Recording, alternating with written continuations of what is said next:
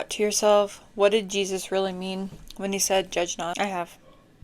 Well, I did before I looked into it. Well, that's what we are here to cover today, brothers and sisters, or better yet, uncover. And somewhere in between, I will show where in the correlation to PTSD is. So stick around, because you never know where or what God will use to help you in your journey. Without further ado, do not judge, or you too will be judged. For in the same way you judge others, you will be judged. And with the measure you use, it will be measured to you. Matthew chapter 7, verse 1 and 2. Jesus telling us to look into our lives and behaviors and not to judge others. Usually the things that really bother us about someone else are the very patterns of habits that we have ourselves. Example could be being late. That may bother you a lot about others because you have a hard time with it yourself. So Jesus is asking you, are you magnifying others while not looking at yourself, or even excusing your own behaviors? Like maybe you're get very upset with people that are late, yet when you're late, you excuse the behavior, okay? Maybe if you find that, right, so if you find fault with someone else, we should also look in the mirror and see if we have that same disapproval in ourselves. He wants us to judge ourselves first, not our neighbors, okay? He wants us to then lovingly forgive and help our neighbors. So if they're late all the time, he wants you to forgive them. Yeah. He knows that it upsets you. He knows why it upsets you. He already knows that. Why prolong it? Let's face it. Judgment divides people. Literally divides people. We experience unfair treatment due to race, ethnicity, oppression, or adversity. Judging another before you actually know who they are can make it really hard for you to really listen to them, or seeing how things have really happened to them in their life, leading to huge miscommunication gaps. Judging can lead to prejudice and bias that will literally lead to stigmas, blinding us about our neighbors, the very humans that Jesus told us to love, the very people that Jesus is telling us to love. When you have PTSD, judgment can feel like literally a threat to your life, usually resulting in people thinking it's somehow our fault because we did this to ourselves, or somehow all of this trauma in some way was in our control. Or at times the famous, can't you just get over it? Or on the other hand, you continue to be around humans that are judgy McJudgertons.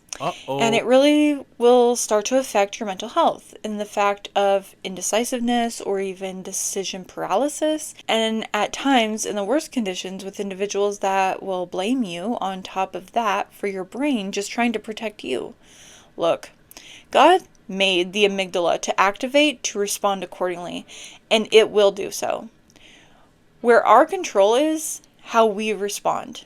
Where we lead ourselves and who we allow ourselves to be around. If you allow yourself to be around humans that are emotionally triggering you, we have a right to choose not to interact with those people. However, if it's a situation that you can't avoid, then we can go back to what we can control, right? Which is our response. This is where we can learn to stand and depend on God and Jesus, just as he tells us, like in Psalm 62, verse 5 through 8. Yes, my soul find rest in God. My hope comes from him. Truly, he is my rock and my salvation. He is my fortress. I will not be shaken. My salvation and my honor depend on God. He is my mighty rock, my refuge. Trust in him at all times.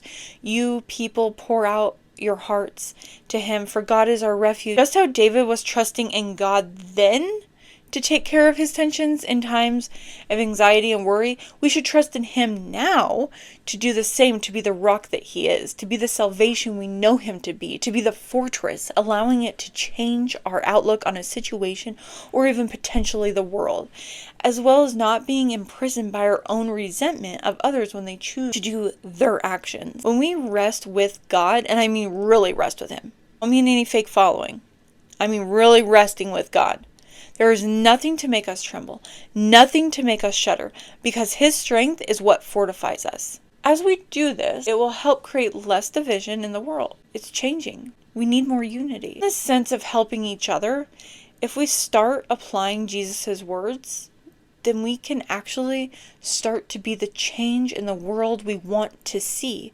Jesus led us to see. So we retain the compassion for our fellow man. So let's go back to those two verses in Matthew chapter 7, verses 1 and 2. And we are going to read the other three with it. So actually what we really need to see is the whole message the Bible gives and not just a piece, right? Let's not miss the whole thing, the whole shebanga. Do not judge, or you too will be judged. For in the same way you judge others, you will be judged, and with the measure you use it will be measured to you. Why do you look at the speck of sawdust in your brother's eye and pay no attention to the plank in your own eye? How can you say to your brother, let me take the speck out of your eye, when all the time there is a plank in your own eye? You hypocrite, first take the plank out of your own eye, and then you will see clearly to remove the speck from your brother's eye. So the whole message of not judging is in Matthew chapter 7, verses 1 through 5. What Jesus means is actually that we need to judge not with being a hypocrite or an imposter.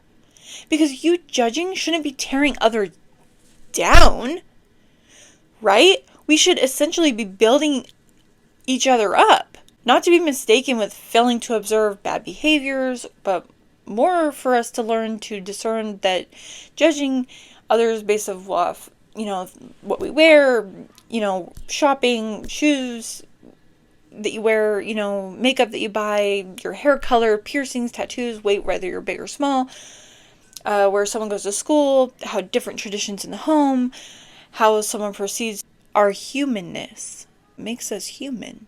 God made us different for a reason. If he wanted us all the same, he would have done so. How someone perceives through trauma and how their body responds and expresses those trauma responses. These are forms of judgment. Okay, just picture this for just a moment. Pass away and you appear in a courtroom. God is the judge, and he is listing out everything that you've done and that you have done wrong in your life. And you look up and tears in your eyes and you beg for mercy, and he reaches for another list. Okay, here's the list. And he reaches for another list and he said, like you gave the checkout lady mercy? What about the time when you judged your schoolmate for her clothing choices? What about the time that you judged your coworker? Oh, yes, your spouse. You judge them pretty harshly.